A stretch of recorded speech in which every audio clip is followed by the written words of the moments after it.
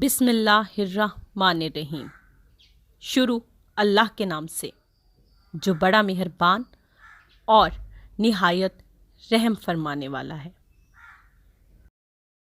آج کا ہمارا موضوع کلام ہے رسول پاک صلی اللہ علیہ وآلہ وسلم کی جانب سے کی جانے والی 5 قیمتی نصیحتیں۔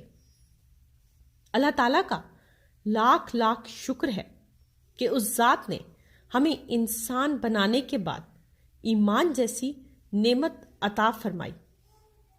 اہل ایمان کی پہچان یہی ہے کہ وہ اللہ اور اس کے رسول کو مانتے ہیں اور ان کے احکامات کو مانتے ہیں اور ان پر صدق کے دل سے عمل کرتے ہیں۔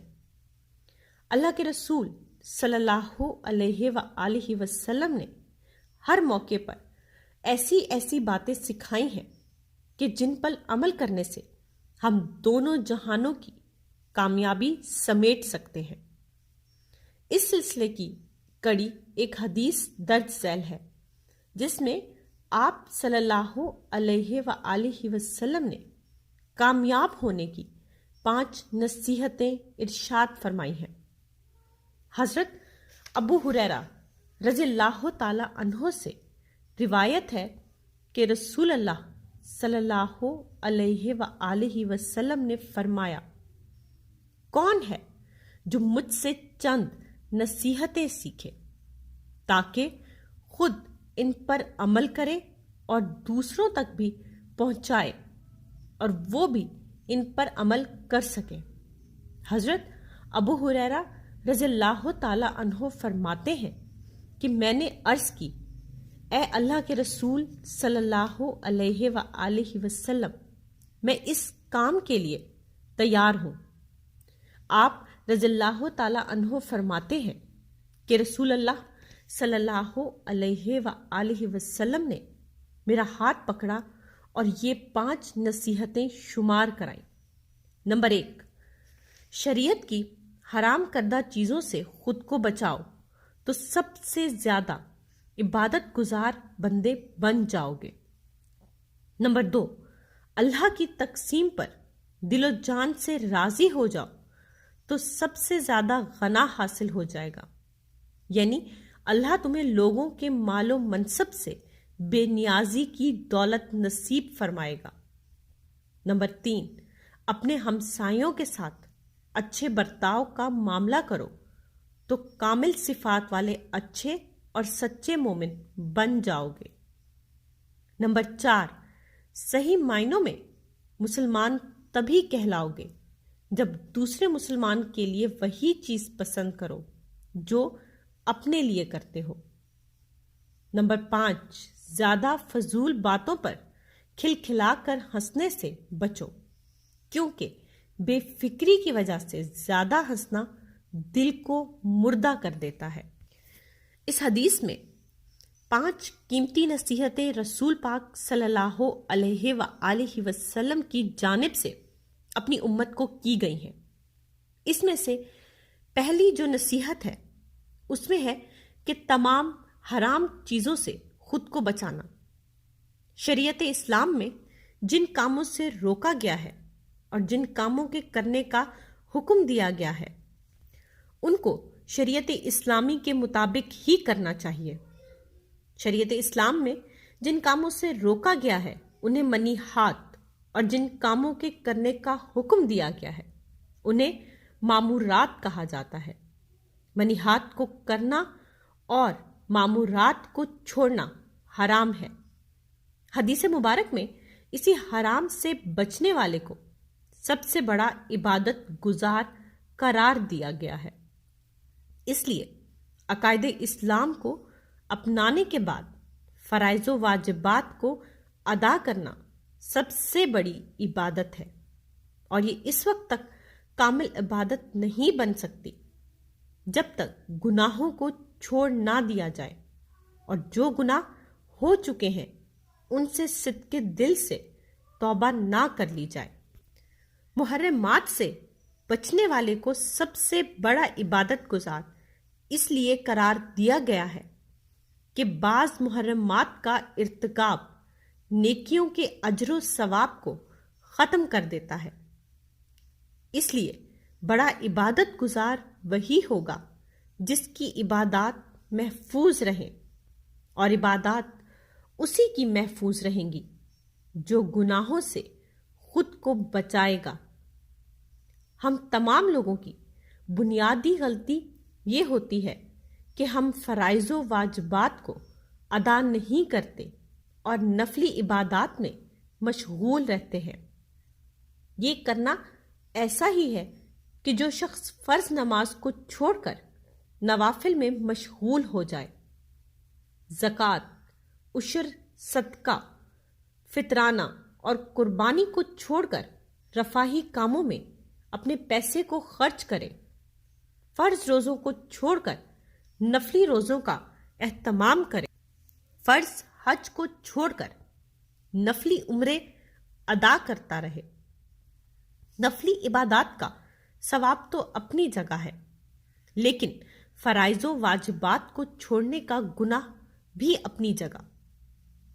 اسلام نے جن کاموں کو کرنے سے منع کیا ہے ان میں سے چند حرام کام یہ ہیں: کفر، شرک، اسلام قبول کرنے کے بعد اسلام کو چھوڑ دینا، دین میں کمی یا بیشی کرنا یعنی بدعت، قرآن و حدیث کی غلط اور من مانی تشریح کرنا، جھوٹ بولنا، ناحق تہمت لگانا، سود، رشوت کھانا، حسد کرنا، غیبت کرنا، چغل خوری، کسی کا ناحق مال کھانا، فحاشی و عریانی کو عام کرنا، تکبر، غرور، ریاکاری، فخر و مباحثات، والدین کی نافرمانی، جھوٹی گواہی دینا، زنا، بد نظری، ظلم، گالیاں بکنا، کسی پر تشدد کرنا، مردوں کو گالی دینا، احسان جتانا، بدگمانی، بد زبانی، بالخصوص اسلام کی مقتدر شخصیات کو برا بھلا کہنا، قطع رحمی کرنا، کسی سے بول چال چھوڑنا، بلا وجہ جاسوسی کرنا، دھوکے بازی، خیانت، چوری، ڈکیتی، غیر محرم مرد یا عورت سے بلا وجہ گفتگو کرنا، مرد و خواتین کا ایک دوسرے کی مشابہت اختیار کرنا، عورت کا اپنے شوہر کی نافرمان ہونا اور ناشکری کرنا، مرد کا اپنی بیوی کے مالی، جسمانی، معاشی اور معاشرتی حقوق ادا نہ کرنا، اسراف یعنی فضول خرچی، شادی بیاہ اور طرز معاشرت میں غیر اسلامی روایات اپنانا، فرائض و واجبات کو چھوڑنا، بالخصوص نماز، زکوٰۃ، روزہ اور حج، کاہن جسے آج کی زبان میں دست شناس یا نجومی کہا جاتا ہے کے پاس اپنی قسمت جاننے یا سنوارنے کے لیے جانا، جادو کرنا، اللہ کے سوا کسی اور کی قسم کھانا، جھوٹی بات پر قسم کھانا، ملاوٹ کرنا، ناپ تول میں کمی کرنا، بد عہدی کرنا، میت پر نوحہ کرنا، قبروں کی پامالی کرنا، بائیں ہاتھ سے کھانا کھانا، بلا وجہ کھڑے ہو کر کھانا پینا، مسلمان پر اسلحہ اٹھانا، غیر مسلموں کو بلا وجہ قتل کرنا، شراب پینا، کسی کو نشہ پلانا، گانا، عشقیہ غزلیں اور موسیقی، مرد کا سونا استعمال کرنا، خواتین کا بے پردہ ہونا اور شعائر دین کا مذاق اڑانا وغیرہ۔ دوسری نصیحت کہ رسول پاک صلی اللہ علیہ وآلہ وسلم کی جانب سے کی گئی وہ ہے اللہ کی تقسیم پر راضی ہونا۔ رب العزت نے جتنا رزق ہمارے مقدر میں لکھ دیا ہے وہ ضرور مل کر رہے گا۔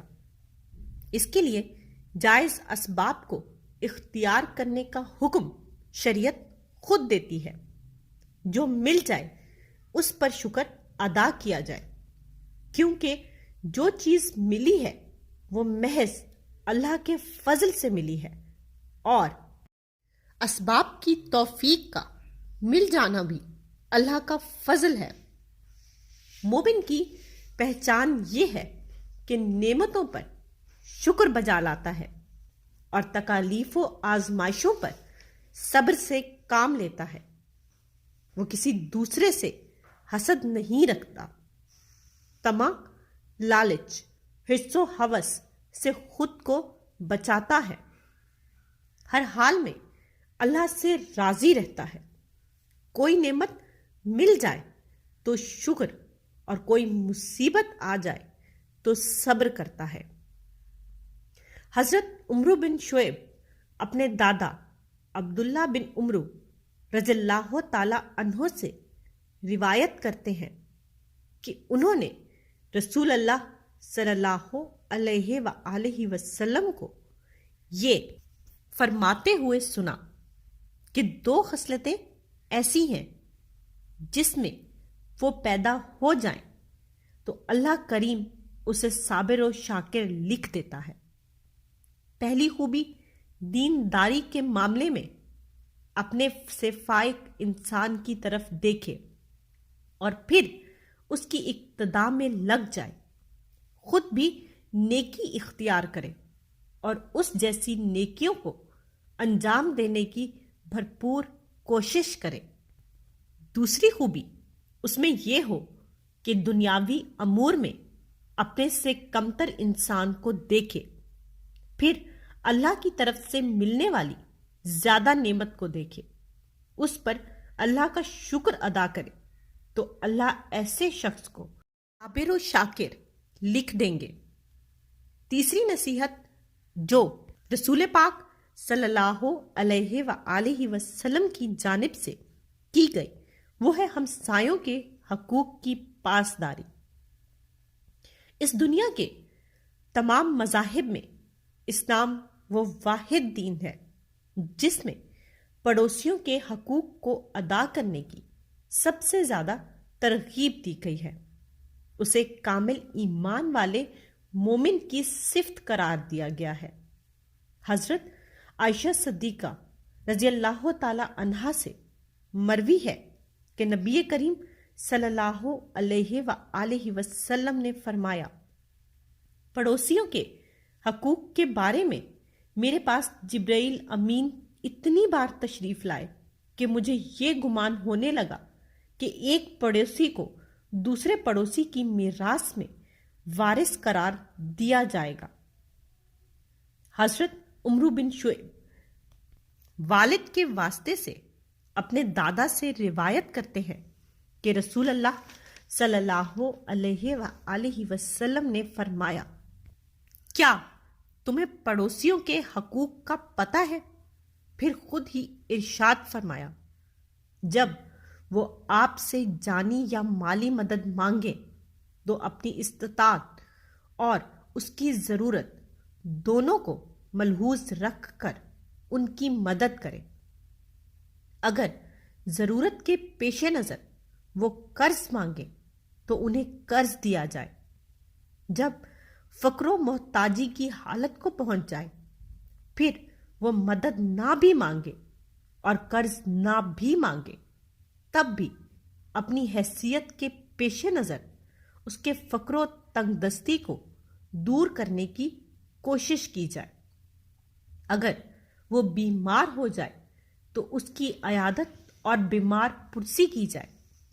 جب ان کے ہاں کوئی خوشی کا موقع آئے تو انہیں مبارکباد دینا، جب ان کے ہاں کوئی غمی کا موقع آئے تو ان کے ساتھ اظہار ہمدردی کرنا، جب ان کے ہاں فوتگی ہو جائے تو اس کے جنازے میں شرکت کی جائے۔